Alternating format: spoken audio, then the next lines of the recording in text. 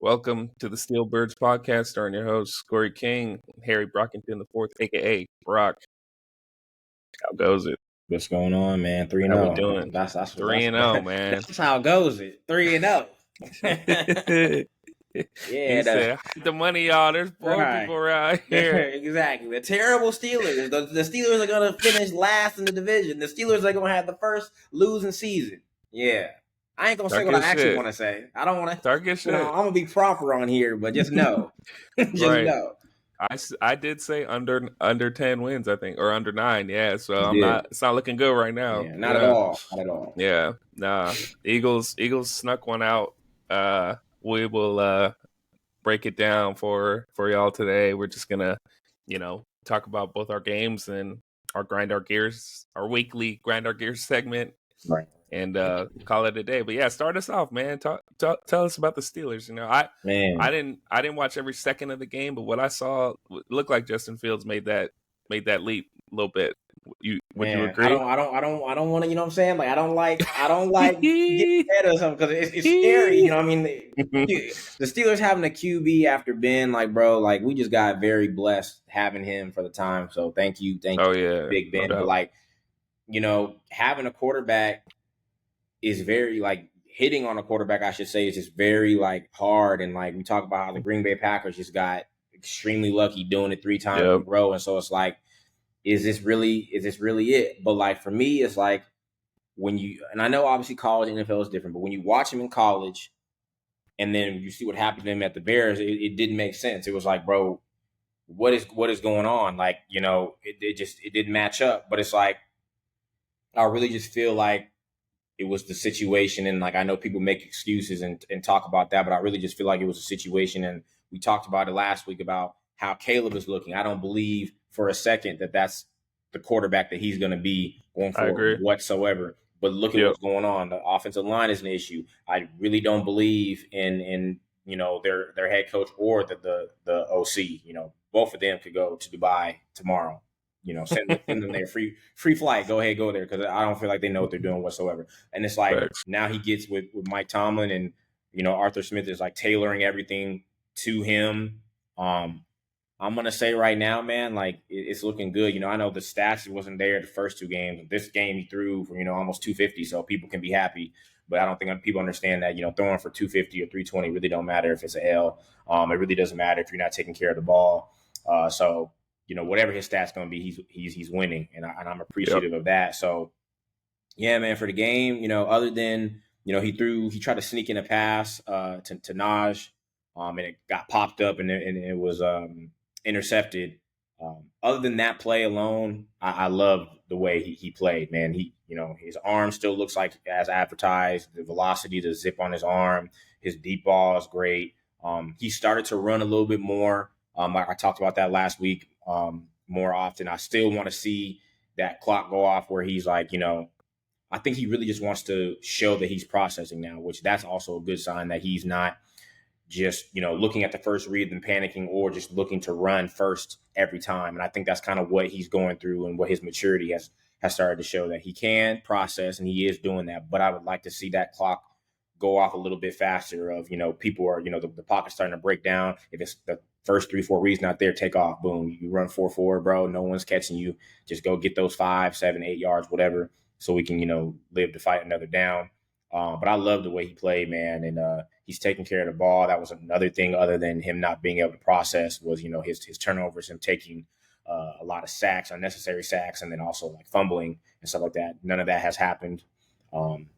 Per PFF, he has 0 turnover-worthy plays this season. So for those listening, a turnover-worthy play is like a pass or a decision or whatever that is that can cause a turnover or usually does. So it's when you're careless with the ball and fumble, or you throw a pass that should have been intercepted or it does get intercepted, that is a bad decision. That's a turnover-worthy play. And even though some players have interceptions, they're not always their fault. And Justin Fields has 0 this season compared to a lot in years past. So he's doing exactly what you're saying. That is interesting. That's interesting, because I do feel like that pass he threw, I mean, he even said it in the pressure that he shouldn't have thrown that pass. So that's interesting that that is considered not a turnover worthy play, because that pass that he threw was there's a lot of okay, so there's a lot of people that say like maybe interceptions that are popped up because a player couldn't catch it or whatever shouldn't Right. be on the quarterback. There's people that talk about that. That wasn't one of those plays. Like he just threw it trying to because he trusts his arm. A little bit of arm arrogance is called to try to get it Yeah. to him, and there's just too many people there and it got popped up. So I do feel like that was his fault. But I'll take the 0, whatever. You know what I mean? Like Yeah. I'm not gonna argue And it. he's the 5th highest graded player in passing grade so far this season. Right. So I just did see that too. cooking right now. Cookie man, defense is looking. You know, I said we could have a top 5 defense based off of preseason, but it's looking like we're one, bro. I'm not even gonna lie to you. Yeah. Holding opponents to 8 points, that is disgusting. 8 points, that is nasty. So it's like if we can stay healthy, Alex Highsmith just had a growing issue that's going to keep him out a little bit, but like I'm excited about Nick Herbig. He's going to be able to get more playing time because of that. I hate that it's because of that situation, but when he did come in, he came in and was going nuts. Making Rashawn Slater look real regular. Especially being an undersized edge rusher at 6'2". Love that we're going to get to see more of him. But the defense is just nasty, dude, at all levels. And so, like I said, if we stay healthy, it's really going to be a problem.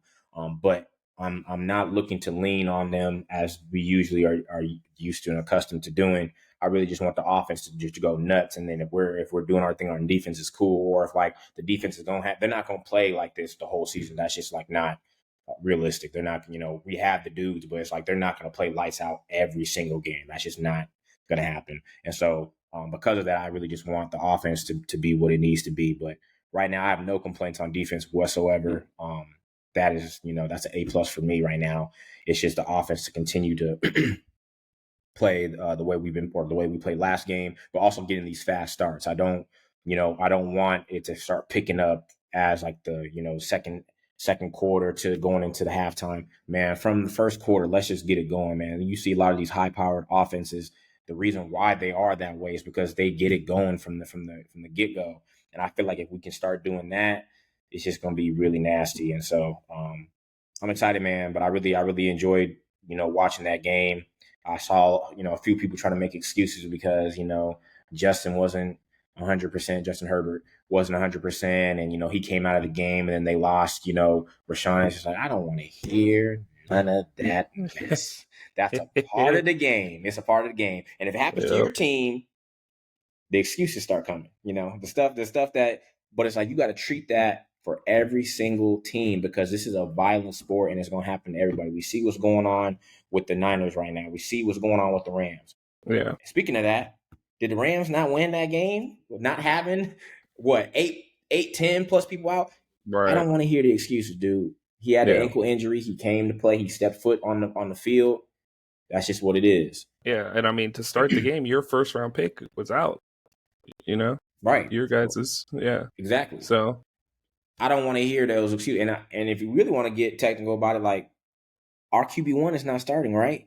Right, because Russ is QB1, so technically we're winning games with the backup. So it's like, man, don't do that. You got to give credit where it's due. So, like I said, really enjoyed it.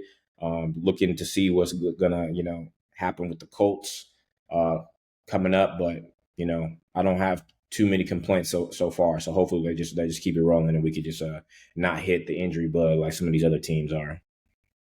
Yeah, no doubt.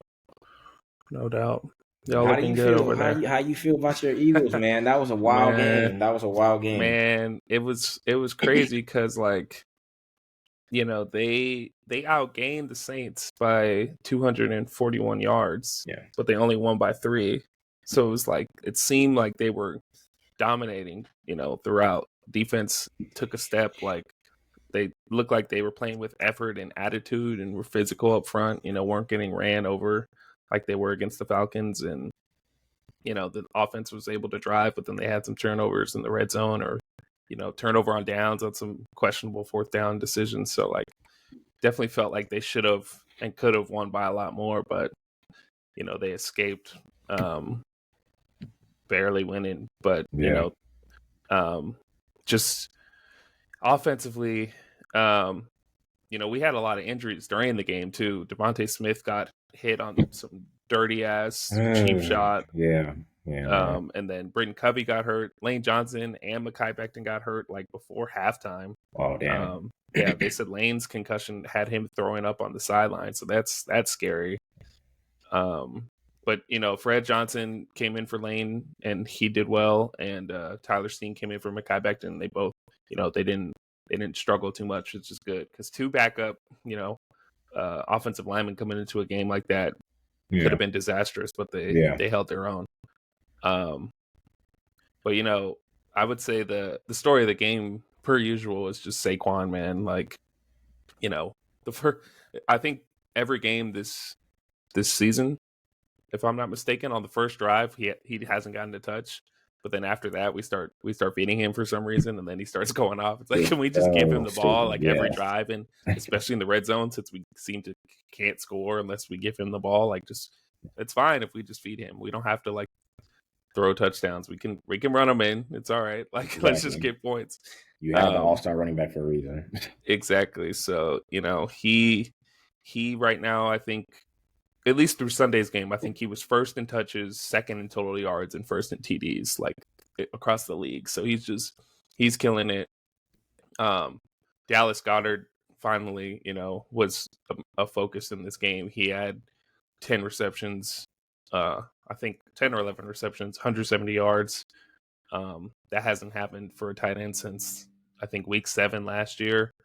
He's the only tight end this season with 200 receiving yards now because of that game, so right. He's going off finally. It only took Devontae Smith and AJ Brown being hurt for them to finally start targeting Dallas Goedert, which is crazy. On third down, he should be the go-to always. Like, yeah, he's so talented. He has crazy hands. He had a sick one-handed catch that he made look so casual, like to convert a first down. So everyone around Jalen Hurts is looking good, and then Jalen Hurts himself is like still just it's like hit or miss, man. Like he's completed over 70% of his passes 2 games in a row, and that hasn't happened since the 2017 playoffs when we won the Super Bowl, when Nick Foles did against the Falcons and the Vikings.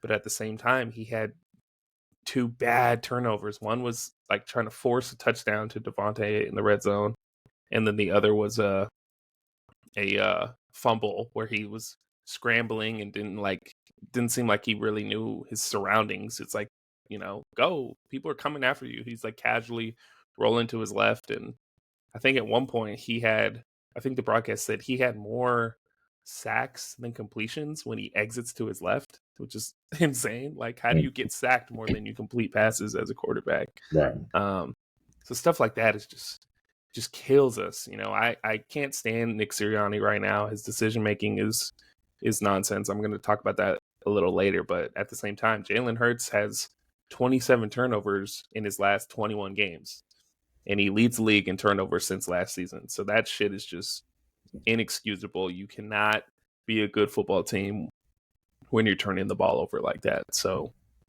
he needs to step his shit up. He's not graded well. He is in passing grade this season, he is the 26th out of 35 QBs. He's ranked 26th in passing grade per PFF. So not a great start for him, but he's still just able to gut it out and win games, which is good to see. But it could all just be a lot better. But all that to say, the main story, the main thing that I'm like happy to talk about for once instead of bitching all the time is the defense. The Saints coming into the week were first in yards per carry, first in points, first in yards, and the Eagles held them to 3 yards per carry, 12 points, 219 total yards. Just absolutely shut them down. And like, that's the shit I'm talking about with Vic Fangio. Like, that's why you hire a Vic Fangio for games like this, where you can see that he threw in some crazy, like, not crazy, he just threw in like brand new 5-man fronts and 6-man fronts to stop their run game, and it worked. Like, he had Jalen Carter all over the place, and he made plays basically every drive. He made a play. He didn't play Bryce Huff a lot, which helped us tremendously because he is a big zero. He's on another game with 0 pressures again. He had Milton Williams out there on the edge instead of Bryce Huff, and that helped stop the run. He was just doing a lot of things differently to stop the Saints' run game, and it worked. And then, throwing the ball, they just didn't have success. Rashid Shaheed was someone who I thought was going to have a field day against us, a fast guy who can go deep, and he had 0 catches off, I think, 3 targets. So defense looks good, man. Quinyon Mitchell looks like he's a player for real. Yep. And yeah, like I said, like that Jalen Carter, if you turn on the all 22 tape for Jalen Carter, it's like, you're like, damn, is that Chris Jones? Is that Aaron Donald? Like that type of game where he just took over every drive. He made a play or, got a pressure, batted. He had 2 batted passes, tackles for losses. That's the shit I'm talking about when, going into the season, people were saying he might win Defensive Player of the Year. That's the type of game we need to see him string along for weeks in a row, not just one off. Yeah, exactly. Not just one against the Saints when you're pissed off because you had a bad week. Nah, let's do it again and again and again. Yeah. So Jordan Davis has to shoot. Yeah, Jordan Davis finally had a sack. I was like, what the hell is happening? They finally did a twist stunt, like, so the end came in and his big ass was able to quickly get around him and get the sack. It's like, that's what we need to be doing more with him because he's athletic and he's fast. Right. Give him space. Yeah, and let him make plays. So really, really happy to see how the defense showed up. It was a big statement game for them, and shout out to Vic Fangio because that was I'd give him like 80% of the credit there in the way he was able to scheme things up because the players are the players. I think they have some talent in some spots, but at the end of the day, like he's the reason why we were able to completely basically shut down the Saints offense. They didn't really score, and I don't think they scored a touchdown until the 3rd quarter or the 4th quarter. So yeah, and then my guy Reed Blankenship somehow just keeps getting these interceptions. Mr. Boring is getting real exciting. The milkman comes through. Someone, I think Brandon Lee Gouton, my guy on Twitter, he tweeted, the only safeties with more interceptions than Reed Blankenship are Jesse Bates, Geno Stone, Xavier McKinney, Tyrann Mathieu, and Kirby Joseph since 2023. So he's top 6 in interceptions among safeties, which is, crazy for an undrafted free agent to turn into a starter on a Super Bowl team, to turn into, a pretty solid piece is really cool. So, shout out to him, shout out to the whole defense. I was really impressed, and, they shut my ass up because I was expecting a blowout. In all honesty, I was not expecting them to show up the way they did. So I'm glad it happened. And, God willing, if the Eagles can play this well on offense and defense at the same time once, they could beat anyone. It's just this week it was the defense. Offense kind of, was hit or miss, had some turnovers, but if they both play clean and play well, I mean, I think they could be the team that I thought they'd be entering the league, a team that can make the NFC Championship or, make a run in the playoffs type team. Yeah. And lastly, just to wrap it up again, just the coaching is killing me sometimes. There was a stretch, where there was a 3-play stretch in the game where the Eagles, it was 3rd and 2. They had 12 men in the field, 12 men in the huddle. So it turned into 3rd and 7. Then the next play, there was a miscommunication between Jalen Hurts and Kenny Gainwell. Then the next play, they got a punt blocked. It's like, I mean, yeah, players might have messed up, whatever, but that's coaching to me. That's lack of discipline. That's bad coaching, especially a punt getting blocked in like that moment. Just awful. And then just a general, again, Nick Sirianni's like 4th down decisions. There was a 4th and 1 on the Saints 15-yard line, 14 seconds left, and they do a fake QB sneak and hand it to Saquon, and it gets no yards. And then Nick Sirianni comes out after the game and says, yeah, I take over play calling here and there, and that was my decision. What are you talking about? You hired Kellen Moore to be the offensive coordinator. Let him do his job. how do you just come in and all of a sudden be like, I'm gonna call this stupid ass play we practiced a few times? Like, man, like how does that happen? Like, and like it doesn't make sense because again, analytics doesn't mean every single time it's fourth down you go for it. Every publicly available analytical model would have told you in that situation you kick the field goal because there was 14 seconds left in the game, and if you go for it and don't get it, like part of the reason why you would go for it in other situations is because the other team would have bad field position when they get the ball, but the half was going to end anyways, so there's no reason to go for it there. That's a situation where everyone's saying take the points, and he's like, no, I'm going to run a fake QB sneak instead, and we lost like 1.3% of our win probability because of it. It's like, again, it just goes to show like he's not an offensive coordinator, he's not a defensive coordinator. His job basically is just to make good decisions on those type of situations on fourth down, and he never does. It's just like he picks and chooses when he wants to follow the models and when he wants to like be right, and it's just maddening. There were other fourth downs too. There was a 4th and 3 later where they went for it, and he could have, kicked a field goal, didn't, and then finally in the fourth quarter, I think there was like 6 minutes left. It was 4th and 11 on the Saints 42, and they kick a 61-yard field goal instead of going for it. So it's like, again, there's no rhyme or reason to his methods. There's no logic behind it as far as I can tell. He claims he has a model that tells him when to go and when to kick, but to everyone else who follows analytical models and all those people, it just seems like he doesn't ever do the right thing. It's just kind of vibes, and that's not a coach you want to follow into battle. Someone who's just like, it's my gut and believe me, trust me. No. That's not how it works. You haven't proven anything in this league. You had 1 year where you went to the Super Bowl, and that's it. Like, yeah, it's like because of what's everybody else. Yeah, the coaches that got hired as head coaches for other teams.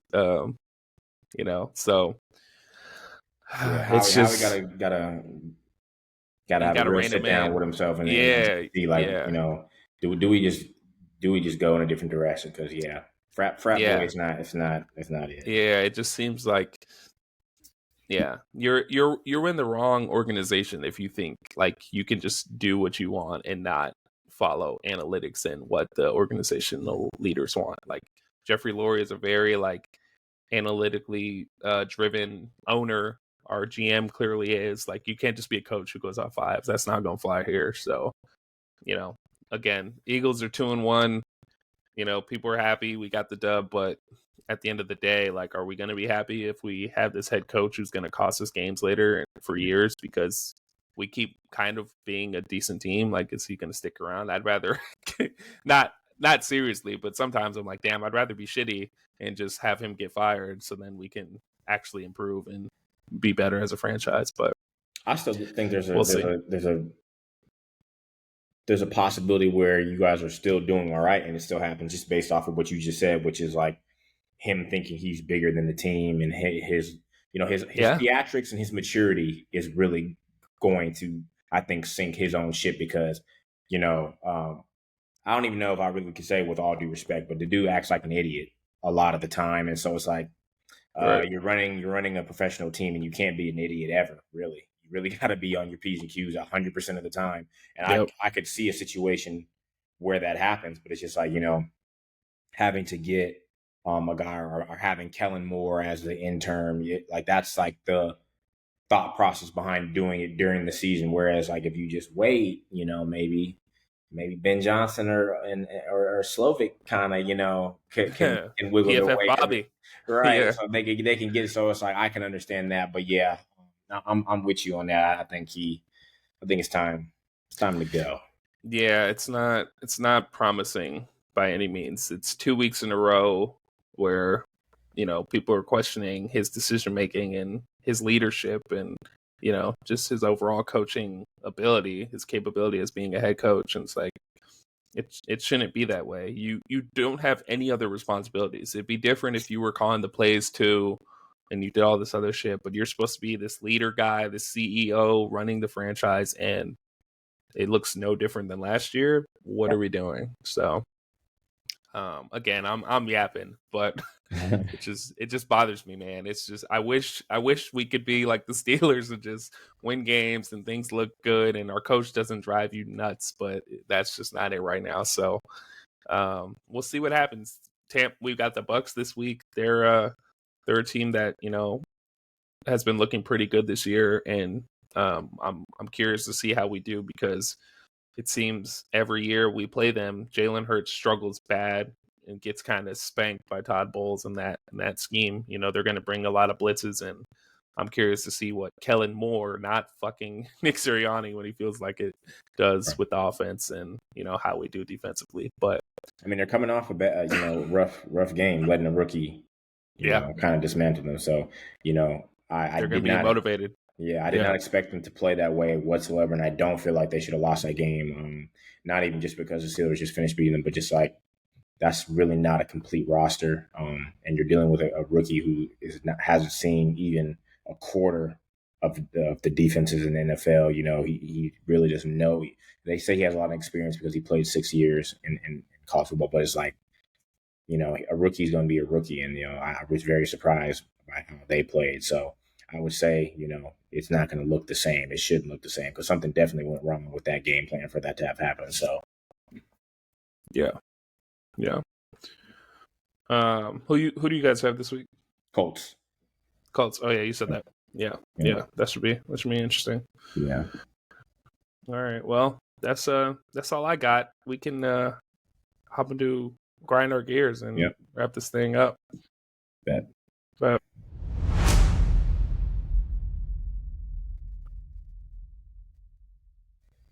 all right. You can start us off.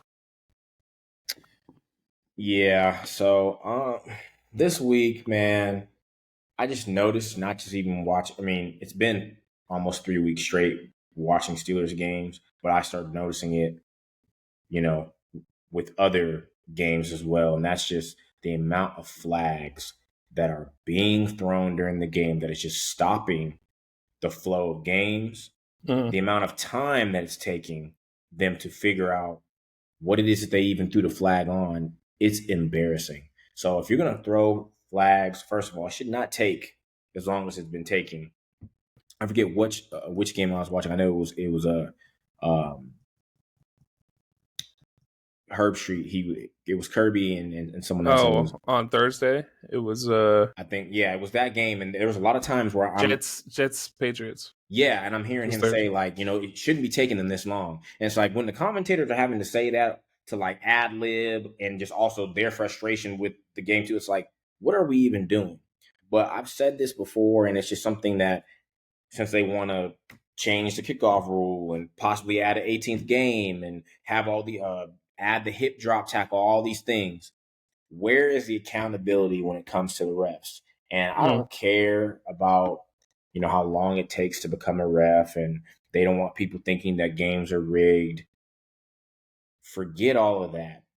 They need to be held accountable, just like all the players are being held accountable, just like all the coaching staff. If they do something right or wrong, are being held accountable to what they're doing. They aren't safe. And so there needs to be something in place to where suspensions for refs, they can get fired if it's something that egregious, that they missed something that was that egregious that they should not have called. Something has to be in place, or, you know, suspended without pay, something, because I'm getting sick of the whole game. It's just you're throwing flags for what? And you can call holding on every play, damn near, but it's like, you know what I mean? But like, it's like all these knick-knack little flags. It's like no one wants to watch that, and it's kind of becoming like, oh, well, they feel like the game is about them. And I understand, you know, based off the rule book, when the rule says this is happening, that's what you got to throw the flag on. I'm understanding of that, but I just feel like a lot of the time when you're watching the game, that's all it is. We're seeing the refs talk on their little mic, and I'm getting sick of it. So I just feel like, you know, you have the most experienced dudes out there. We've talked about before, you know, off of here and on here, I think a little bit about having full-time refs. So that's like every other fucking league. all the other sports. These refs gotta have side jobs for some reason. Right. Like, we can't pay them enough to be full time. Maybe I'm on them because, for the wrong reason. Maybe just because they're not doing what they're supposed to be doing 100% of the time. So it's like, get right with that, because I know I'm not the majority would agree that it's like the refs should not be controlling the flow of the game, because every team, doesn't matter if you have a high powered offense or not, every team is going off of a flow of the game. And when that's being messed up all the time, it's like you hit a big play, there's a big run, and then all of a sudden there's like 6, stopped plays because of flags. Nobody wants to do that, because then it's like you have to get the momentum back. It's almost like when you have delays for the weather or whatever. You can't control that, obviously. But it's almost the same thing when you're having all these, penalties in a row. It's like you're stopping the flow of the game, and that just has to stop. So for me, my grind my gears this week was something that actually like really pissed me off. I'm getting sick of these refs, dude. I really am. So something that has to be done when it comes to that. Yeah, no, I feel that. Yeah, it's tough to watch for sure. There's too many instances where you can go back and be like, what's happening? Why are they doing this? Like, do you even know what you're calling? Yeah. So yeah. My grind my gear segment is almost similar. It just has to do with like how the NFL is handling like player safety again, or like, this the way they kind of pick and choose when they want to protect players or, call flags or anything. That the NFL this week suspended Derwin James for a game because he's laying dudes out and being too physical and hitting people with his helmet and shit, I guess. I only saw one clip where he laid someone out and it was head to head, but apparently it's enough for the league to step in because he's so dangerous out there for some, nonsense. He's a physical player. He has been since he's entered the league. It's not like he's, as far as I could tell, it doesn't seem like he's like being dirty. It's just that, he's physical and sometimes he's playing the position the way it's supposed to be played. Yeah, but all that to say, he gets suspended for disregarding player safety, all that bullshit. But then there's a play in the Eagles game where Devontae Smith's little ass is getting driven back for 8 yards, and a D lineman from the Saints comes and knocks his fucking helmet off, almost knocks him unconscious. Another Saint jumps on Devontae Smith when he's down, gets up, and I can't confirm it, but it looks like it based on the clips I saw. The dude jumps on top of Devontae Smith, gets up and spits on him. I did see that. And there's no fucking flag on either player. No fines as far as I could tell in terms of Tuesday when we're recording this. And no one gets suspended. But Derwin James is getting suspended for a week. Of course, when they play the Chiefs, he gets suspended. And they already have all the injuries anyway. Because he's hitting people legally in games, and they're not even throwing flags on his hits. But Devontae Smith gets fucking decapitated unnecessarily, and there's nothing. It's like, how can you, as a league, call yourself serious when it comes to player safety and protecting players and, being about all this shit, throwing suspensions and fines out there when it's appropriate, but not in a clear-cut case of an unnecessary ass, dangerous ass hit that could have really damaged the player's fucking life. Just doesn't make any sense to me. Career, man. Devontae Smith is 170 pounds. There is no instance where he should be getting hit like that. Like, he was getting driven back, forward progress stopped, and some dude comes and fucking takes his helmet off. Like, and what are we doing? Inconsistency, like basically what you said, we're kind of talking about the same thing. Yeah. The inconsistency with the refs, because there's times where there's no way they should have stopped the play so quick, because, and I forget what game it was, but a dude scored basically because the of Lions and the Cardinals. Right. There was a 2-minute warning or something. And no, that was recently, but there was another game. I think it was like week 1, but that I know what you're talking about too. But there was a week 1 game or whatever where a dude, and it's not even like, I understand when the second and third effort is so much to where they have to stop it, but like it was a very quick whistle. And my thing is, that has to be called consistently too. But to your point, that was like so far the play is over. Yeah. And why is that not called? But a dude could still be juking or try to drive his feet, and it gets called, and the whistle gets blown right away. That is Right. crazy, the inconsistency Right. with that. So it's like that has to be more consistent. And if that's not getting called on a consistent basis, there needs to be an issue, and those refs need to be held accountable for that, because Yeah. that Fucking can't happen. find the refs Yes, with that shit. Yeah. that can't be happening. No. That's clear as day. Forward progress. Blow whistles and throw flags. Like, that's where dudes get hurt. That's how fights happen. Yes, when people are teeing off on someone late. Like, right. you're playing a dangerous game. Don't play with my fucking Eagles. Like, people are gonna start doing stupid shit out there if you That's if when you you let get the that big shit guys fly. that come off the bench that start doing stuff, but then what happens? It's always the second person. Why is it the person that's defending themselves or their teammate? Right. That has always been, I'll say that too, that's always been backwards to me. Right. If you want to do both dudes, I still think that's lame, but you got to still do both. You can't do the person who gets caught. That is because obviously they're doing that for a reason. If you got to go and look because you didn't see it, that's fine too. But they got to at least have that where they go and see, okay, this dude slapped him first. This dude, took his towel, whatever. Yeah, you know what I mean? Exactly. Something where you're just not always penalizing the second person, because that to me is just lame, is weak. And it's, kids that are watching the game, it's kind of teaching them, like, you get penalized for sticking up for yourself. Now, we're not saying someone hits you're going to just go and fight them, whatever, but like, stick up for yourself. Somebody is speaking to you disrespectfully or putting their hand, you defend yourself. Everyone's parents tells them that. So why is it that the person who is doing that, they're getting penalized for that? That's completely lame, and it's getting out of control with the inconsistency with that. So I agree. That's just something that just can't continue to happen over and over. Yeah, it's some bullshit. It's whack. But we'll see how the season goes. We're only 3 weeks in, and we got major issues. Hopefully something starts turning around. Until then, please rate, review, subscribe on all streaming platforms, YouTube, Spotify, Apple. Follow us on socials at Stillbirds Podcast, at Brock_IV, at It's Your Boy CK, and we will catch y'all next week. Yes, sir.